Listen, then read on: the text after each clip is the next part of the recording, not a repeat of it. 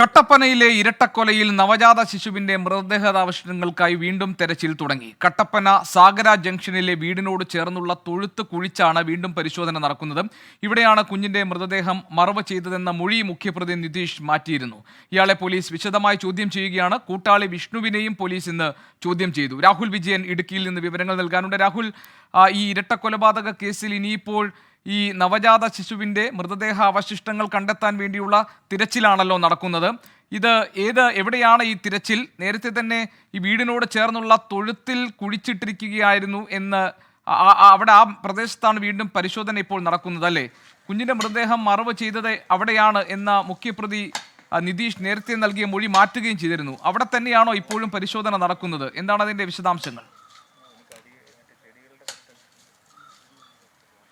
ഗോപികൃഷ്ണ, തൊഴുത്ത് പൊളിച്ചുള്ള രണ്ടാം ഘട്ട പരിശോധനയാണ് ഇപ്പോഴും നടക്കുന്നത്. ഇന്നലെ വൈകിട്ട് പരിശോധന നടത്തിയപ്പോൾ സംശയകരമായ ഒന്നും തന്നെ ഈ തൊഴുത്തിന്റെ ഭാഗത്ത് നിന്ന് കിട്ടിയിരുന്നില്ല. മാത്രമല്ല, ഈ മുഖ്യപ്രതിയായിട്ടുള്ള നിതീഷ് കുഞ്ഞിനെ കുഴിച്ചു മൂടിയത് ഇവിടെയല്ല എന്ന് ഇവിടെയാണ് എന്നുള്ള മൊഴി ഈ സംഭവ സ്ഥലത്തെത്തിയപ്പോൾ മാറ്റുകയും ചെയ്തിരുന്നു. പിന്നീട് പോലീസിനെ വട്ടം കറക്കുന്ന രീതിയിലുള്ള നടപടിയാണ് ഈ പ്രതി നിതീഷിന്റെ ഭാഗത്തു നിന്നുണ്ടായത്. അതുകൊണ്ട് തന്നെ ഇന്ന് വിശദമായിട്ട് നിതീഷിനെ ചോദ്യം ചെയ്യുകയായിരുന്നു. രാവിലെ 9 മണിയോടുകൂടി ഇവിടെ രണ്ടാം ഘട്ട പരിശോധന ആരംഭിക്കുമെന്ന് പറഞ്ഞിരുന്നെങ്കിലും അല്പസമയം മുമ്പ് മാത്രമാണ് പോലീസ് സംഘം ഇങ്ങോട്ടേക്ക് എത്തിയിരിക്കുന്നത്. എന്തായാലും പോലീസിനെ സംബന്ധിച്ചിടത്തോളം ഒരു കൃത്യമായിട്ടുള്ള കാര്യം അല്ലെങ്കിൽ കൃത്യമായിട്ടുള്ള ഒരു വിവരം നിതീഷിൽ നിന്ന് ലഭിച്ചിട്ടില്ല എന്നുള്ളത് തന്നെ നമുക്ക് മനസ്സിലാകുന്നുണ്ട്. കാരണം ഈ സ്ഥലത്ത് ഇന്ന് പരിശോധനയ്ക്ക് ഫോറൻസിക് സംഘമൊന്നും എത്തിയിട്ടില്ല.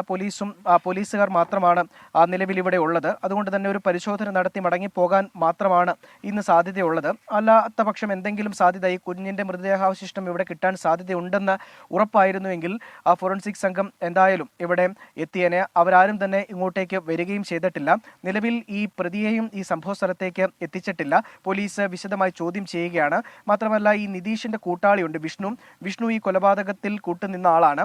അയാളെയും പോലീസ് അയാൾ കോട്ടയം മെഡിക്കൽ കോളേജിൽ ചികിത്സയിലാണ്. അയാളെ അവിടെ എത്തി പോലീസ് ചോദ്യങ്ങൾ ചോദിച്ച് മനസ്സിലാക്കുകയും ചെയ്തു എന്നാണ് അറിയാൻ കഴിഞ്ഞിരിക്കുന്നത്. എന്തായാലും ഒരു അവ്യക്തത, കുഞ്ഞിന്റെ മൃതദേഹം എവിടെയാണ് മറവ് ചെയ്തിരിക്കുന്നത് എന്നുള്ളതിൽ ഒരു അവ്യക്തതയുണ്ട് എന്നുള്ളതൊരു വസ്തുതയാണ്. എന്തായാലും പോലീസ് ഈ തൊഴുത്ത് പൂർണ്ണമായും പൊളിച്ചു പരിശോധിക്കാൻ തന്നെ തീരുമാനിച്ചിട്ടുണ്ട്.